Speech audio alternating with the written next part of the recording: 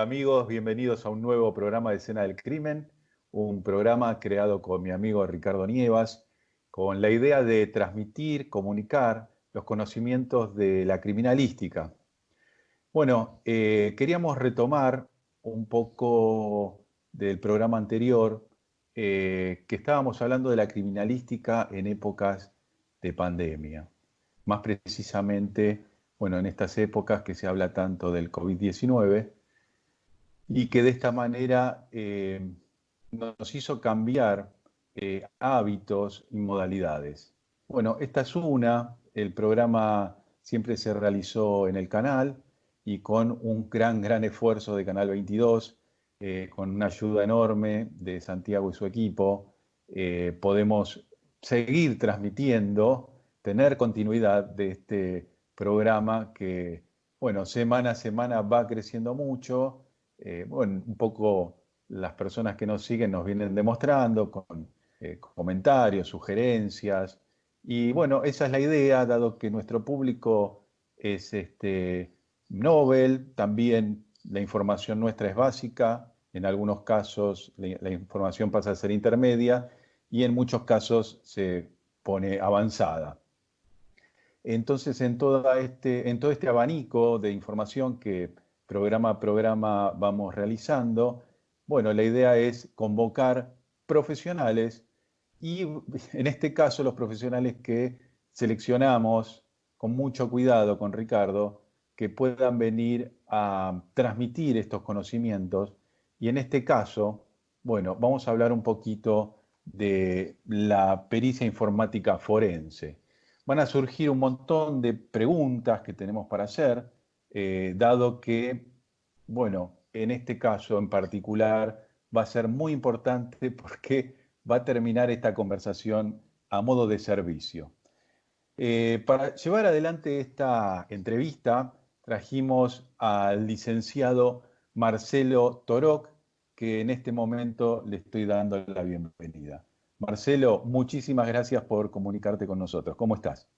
Hola Federico, ¿cómo estás? Ante todo, no soy licenciado, soy ingeniero. Y bueno, y gracias por la invitación a vos y a Ricardo, y gracias también a Canal 22, que realmente está haciendo a nosotros que somos los entusiastas de la tecnología, realmente nos asombra el enorme esfuerzo que está llevando adelante con toda su programación.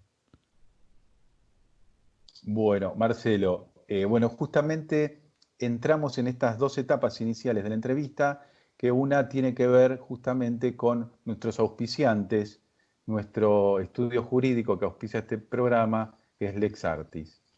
Lex Artis, un estudio dedicado a la medicina legal y ciencias forenses. www.lexartis.com.ar.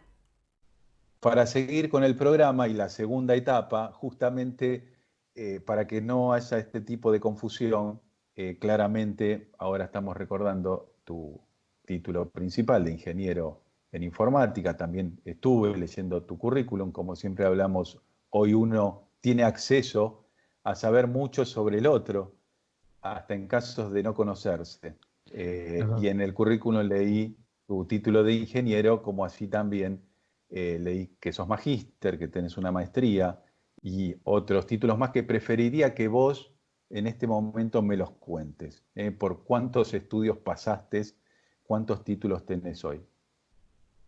Bueno, yo soy ingeniero en informática, tengo una maestría en ciencias criminológico-forenses. En nuestro querido IUFA hice un curso de especialización en coordinación penal y policial internacional. En la Austral hice era una diplomatura en la época que tenía en carga estilo maestría de pericias judiciales. Digamos, más allá de mis 29 años de experiencia en pericias informáticas y especialización en cibercrimen, que yo he participado y participo en la gran mayoría de todas las causas relevantes nacionales. Digamos, cubro los dos aspectos, ¿no? Desde lo educativo, la ingeniería y la criminología.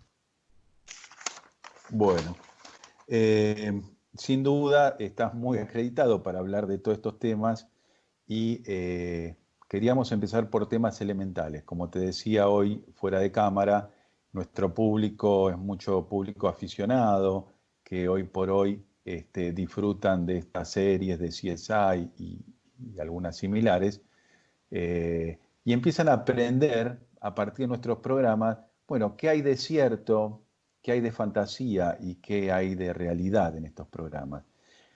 Claramente este público con muy buena voluntad a veces no tiene terminología técnica o lenguaje técnico, claramente por ser nobles, Sí. pero sí entienden perfectamente si cuando nosotros explicamos las diferencias o exactamente cuando hablamos de algo, de qué estamos hablando. Entonces quería comenzar por esta pregunta, de qué se trata la informática forense. Eh, bueno, vos sabés que hay una creencia que todos tenemos por el bien de la sociedad que aceptar, y es que los jueces entienden de todas las materias de su incumbencia. Y en realidad, en la práctica, obviamente es imposible que fuera así. O sea, el juez tiene su sana crítica, tiene conceptos, está preparado, formado para, o debería estar preparado y formado para tener una convicción a la luz de los elementos que él considera que son suficientemente probatorios, pero depende de auxiliares que realmente le den la certeza eh, científica del tema. Por ejemplo, un juez entiende sobre la vida y la muerte, y en realidad él no sabe si el estado de una persona es realmente un oxiso, un cataléptico, ¿no es cierto? O por ejemplo, él tiene que declarar que alguien eh, que desapareció en medio de una guerra o con un naufragio o con la caída de un avión, tiene que estar legalmente muerto, porque eso va a disparar que la familia pueda reclamar derechos hereditarios, la pareja pueda retomar su vida, etcétera. Y bueno, para eso necesita especialistas. Esos auxiliares de la justicia somos los peritos de las distintas especialidades. Eh, Como el derecho acompaña a la vida, digamos, la vida usa de la herramienta del derecho para precisamente para reclamar sobre aquellos actos que considere injustos, ¿no? Aquellos que son litigiosos, por precisamente haber una situación que alguna parte o ambas consideran que se están vulnerando sus derechos. Eh, es decir, que esos auxiliares por lo general acompañan a las situaciones de la vida. Los informáticos somos jovencitos en todo, pensemos que hay computadoras recién desde el año 40 y pico, entonces digamos que dentro de todas las ciencias actuales es de las últimas que aportó peritos. Yo te digo, yo soy perito, te decía, hace 29 años, pero en realidad primero surgieron las crisis antes que la legislación que apoye, vale decir que uno tenía el doble trabajo, por un lado de resolver las situaciones y por el otro lado tratar de mostrarle al juez y al fiscal que lo que uno había logrado se ajustaba en cierta manera de derecho.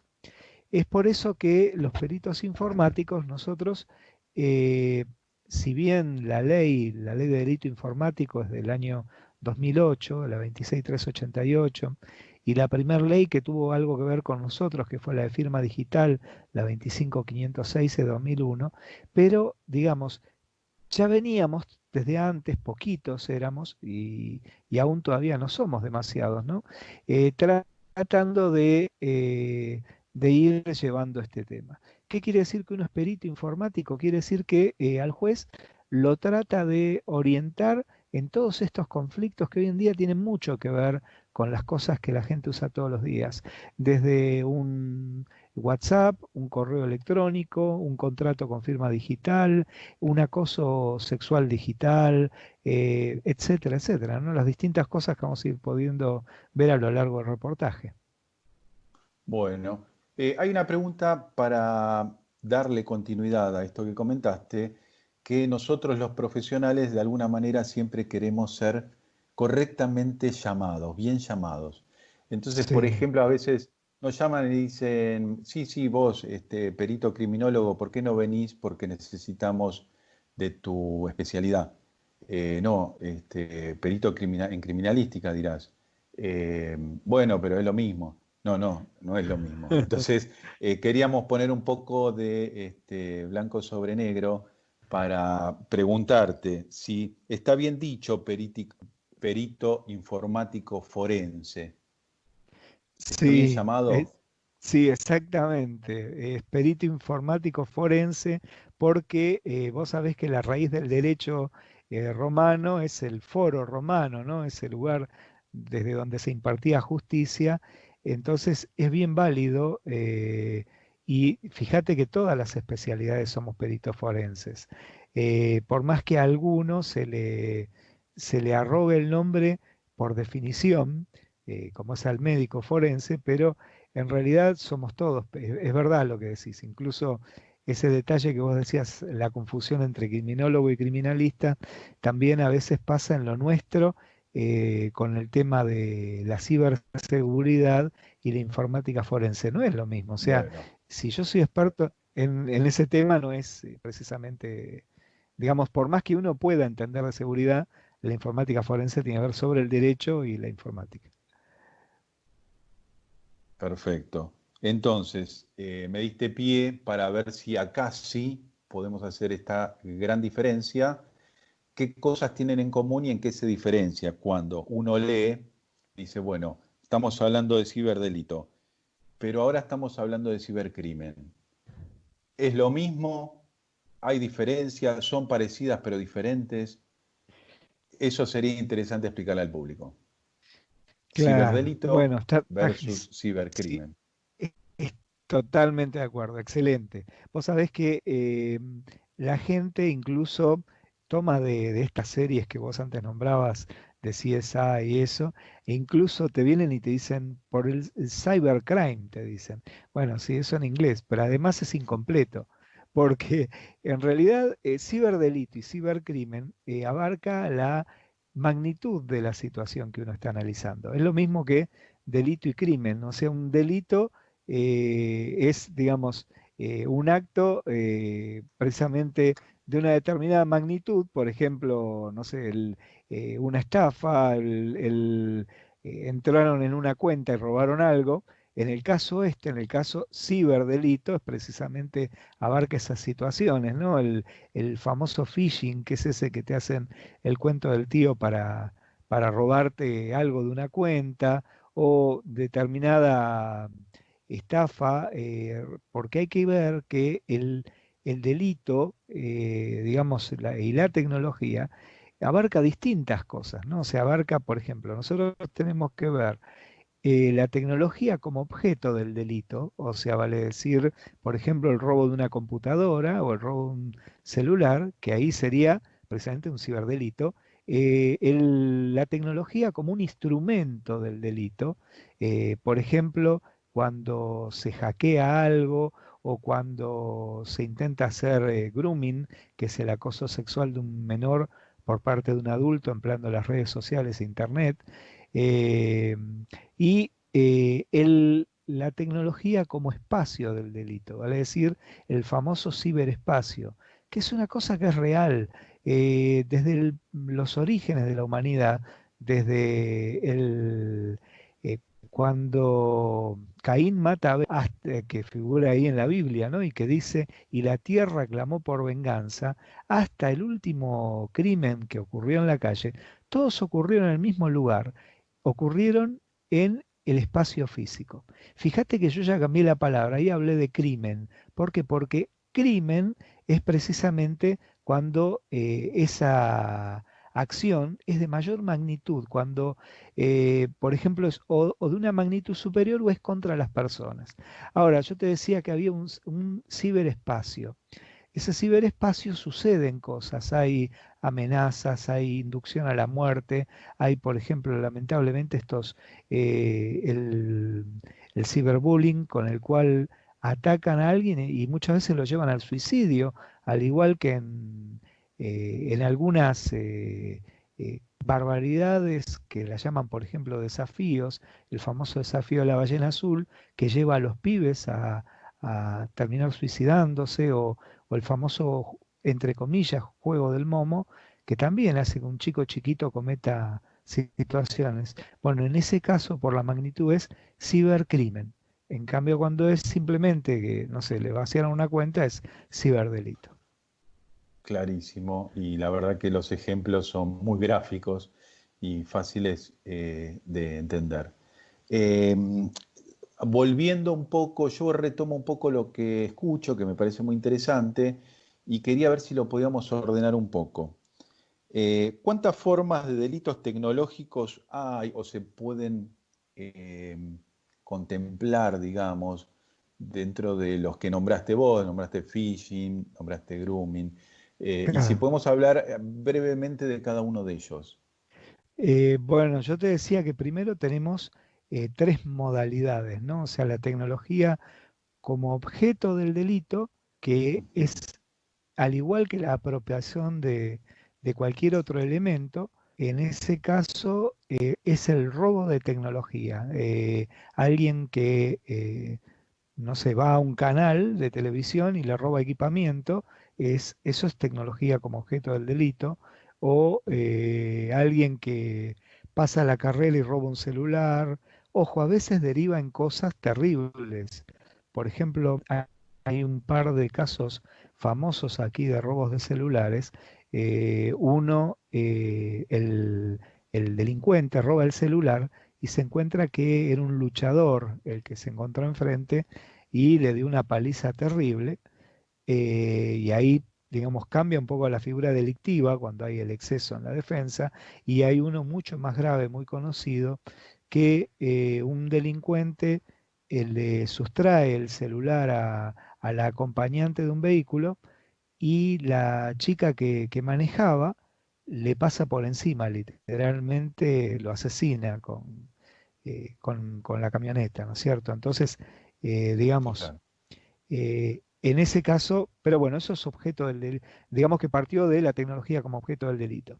Después eso de Claro. instrumento del delito, tenemos en contra de las personas, como yo te decía, hay mucho delito sexual, sexual infantil y sexual de adultos.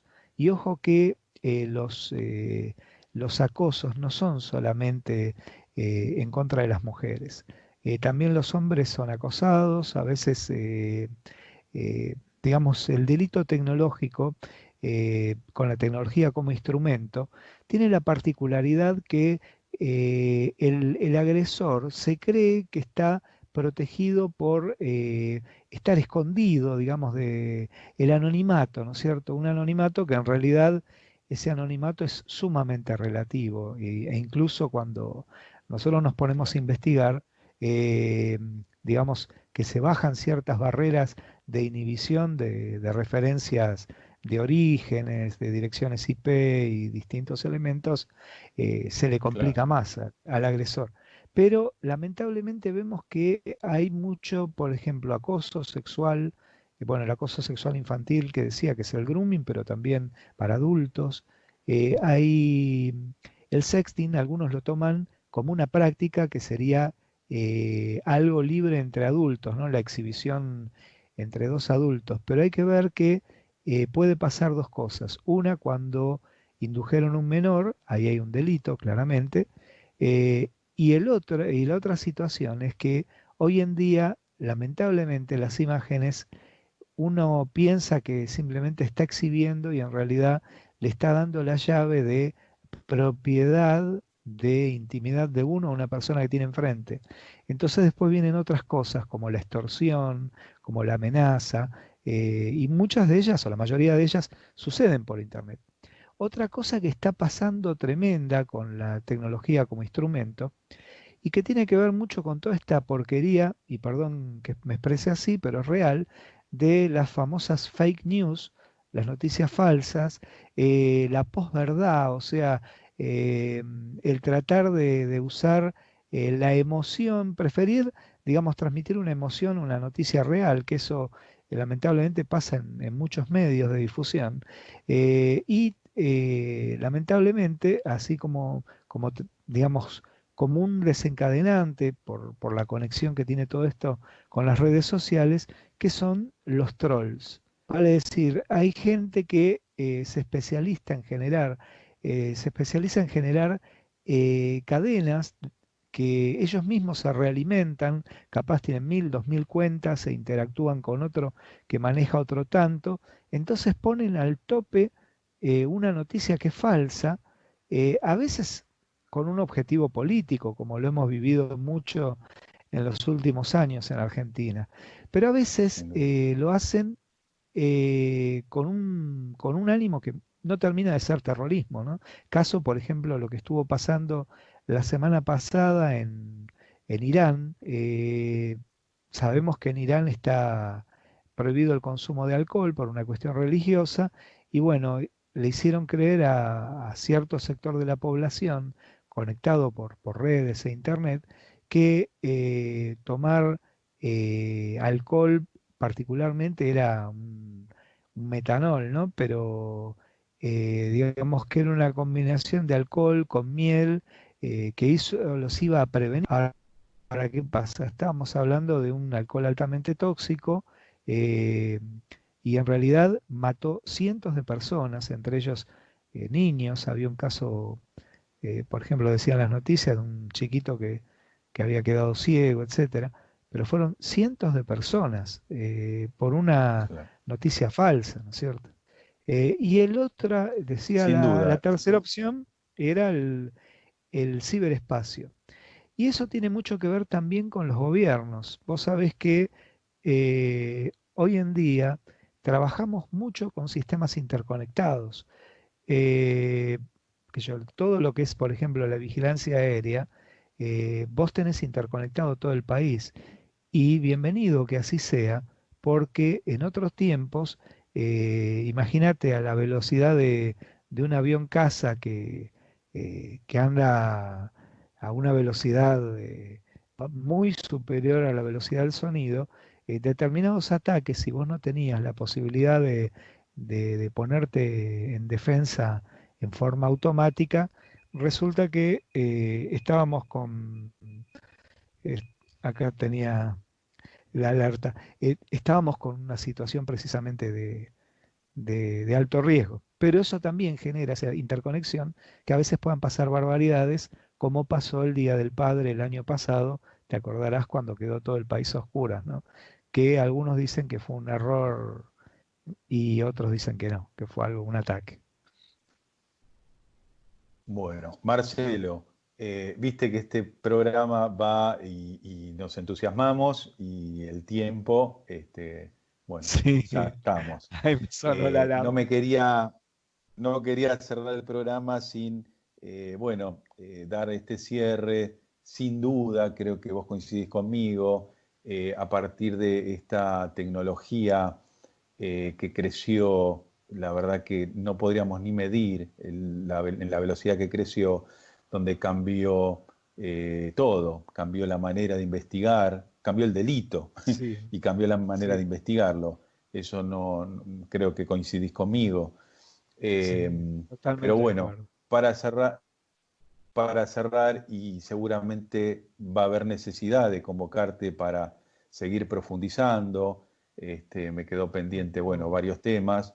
Quería que cierres brevemente de qué le aconsejarías a la gente que hoy está guardando cuarentena, de que tal vez pueda ser objetivo de un posible fraude a través Sí, de este famoso phishing, más conocido a veces como el cuento del tío, ¿no? exacto. Bueno, ¿qué le dirías a estas personas?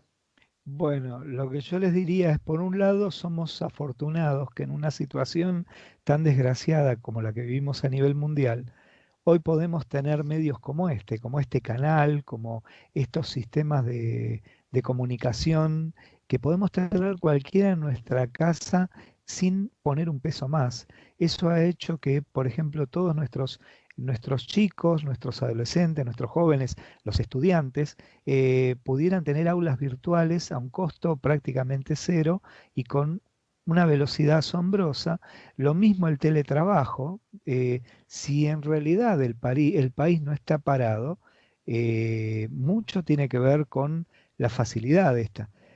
Creo que falta mucho de organización, falta de que quienes tienen esta herramienta tomen la conciencia, gobernantes y los distintos elementos, precisamente para tratar que la gente no acuda de manera desesperada a los bancos, tratar de instruir, de alertar de cómo emplear los elementos, y a la gente, lamentablemente, yo creo que estas crisis generan grandes heroísmos y grandes egoísmos.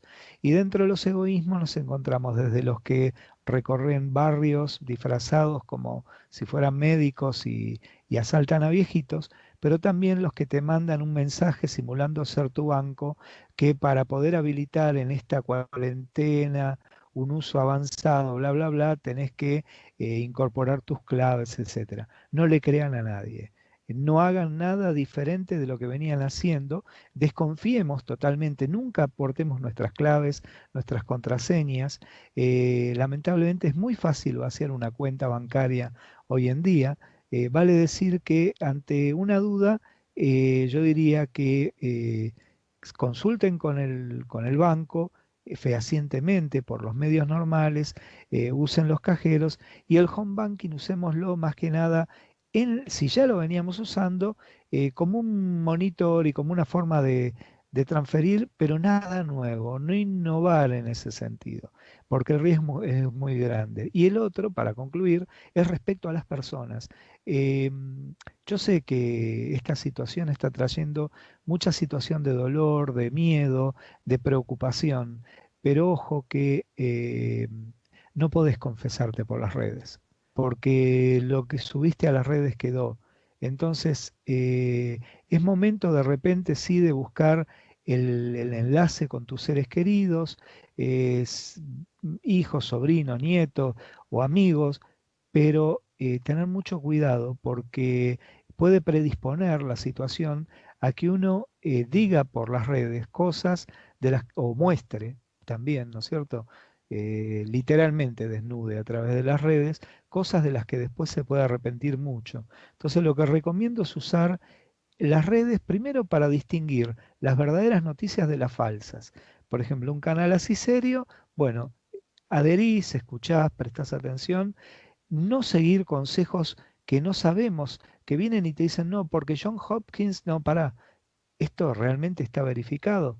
Eh, y por otra parte, digamos así, podés usar buenos consejos. Hay mucho en Google de libros o de gente que te puede orientar para salir de la crisis, pero mucho cuidado, porque lo que viste que se decía, lo que pasa en Las Vegas queda en Las Vegas. Bueno, lo que pasa en Internet, lamentablemente no queda en Internet. Entonces hay que tener mucha prudencia. Bueno, Marcelo, yo estoy enormemente agradecido por esta entrevista, sos muy claro, pudiste bajar este lenguaje complejo, un lenguaje amistoso para que todos puedan entender, así que bueno, te agradezco. Nos despedimos, Marcelo. Antes de despedirnos, nosotros tenemos este pequeño espacio para que aquella gente que quiera comunicarse con vos, que requiera de tus servicios, de tu asesoramiento, se pueda comunicar. Contanos un poco a qué lugar. Bueno, si es por correo electrónico, info@toroc, es TOROK de kilo.com.ar, o en Twitter es @MarceloToroc. Tengo mi canal de YouTube que me pueden buscar como Marcelo Toroc, canal oficial, y también estoy en Twitter y tengo en Facebook, ¿no es cierto? Y desde ya estoy a total disposición y cualquier consulta, tanto digamos, de personas particulares, como si yo, como vos sabés, doy clase desde los jueces, los oficiales, los colegas peritos, abogados y el público. Eso es lo que antes hablábamos antes de cámara, que nosotros, porque te incluyo a vos, lo incluyo a Ricardo, estamos un poco por una cuestión de vocación, ¿no? Entonces, si alguien o una institución necesita una mano, desde ya que me contacte y uno lo va a orientar con todo gusto. Bueno, Marcelo, muchísimas gracias. Así es, somos unos apasionados del aula, de la enseñanza, con este nuevo desafío para muchos de lo que es la enseñanza a distancia.